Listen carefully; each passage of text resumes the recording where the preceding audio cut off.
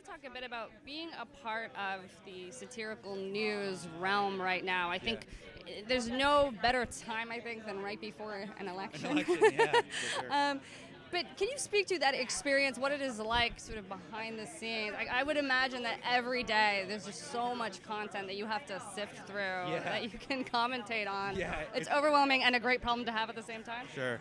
It's like that movie Minority Report where we have to watch all these clips and we have the precogs looking through everything. Just as horrifying. Yeah, and it is just as horrifying. And there are certain people who are like, oh, we should imprison you now, preemptively. But then narrowing that down, it's basically a race to tape.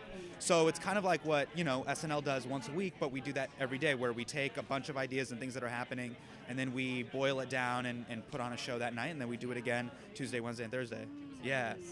What's amazing, I think, is so much responsibility falls on fake news teams because real news teams, I've talked about this with your colleagues a lot, typical news networks and shows, they routinely fail, I think, to inform the public, and there are people like John Oliver and Trevor Noah that people look to for their content. Can you speak to what it's like to be a part of that group that has such a responsibility? Yeah, it's like I try not to look at the responsibility itself because that can be really, really daunting. The biggest thing that we just try to do is we try to siphon and take all that information and just contextualize it. And we're basically just on the sidelines looking at everything that politicians or corporate systems or, our democracy is doing. And then we're just like the people on the sidelines going, hey, are you noticing this? And that's really all we're trying to do is just present what is happening and providing a take on that. Well, I would imagine that, even though you're shedding light on things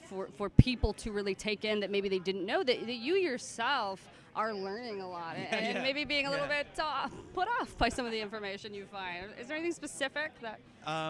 like what do you like? That, like a specific topic that you've touched on, because you tackle a lot of issues on the show that maybe you personally were in the dark about, that you thought, oh, wow, I'm so affected by putting that package together. Yeah, I think one of the things that we worked on this week, which was really awesome, was we talked about trans rights in regards to the bathroom. There was a huge bill that's happening in North Carolina where people that are trans, they're trying to limit their ability to use the bathroom, and there was this line that really affected me in a really powerful way where it was in Act 1 of the show, and it said 0.3% of the population is trans.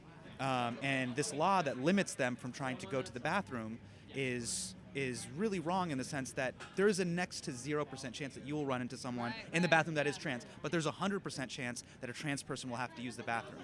And the crux of the argument was that civil liberties is a all or nothing game. So we fight for all of our rights or none of our rights. You can't pick and choose when it comes to civil liberties. And that was really, really awesome, something I didn't know sort of going into this week.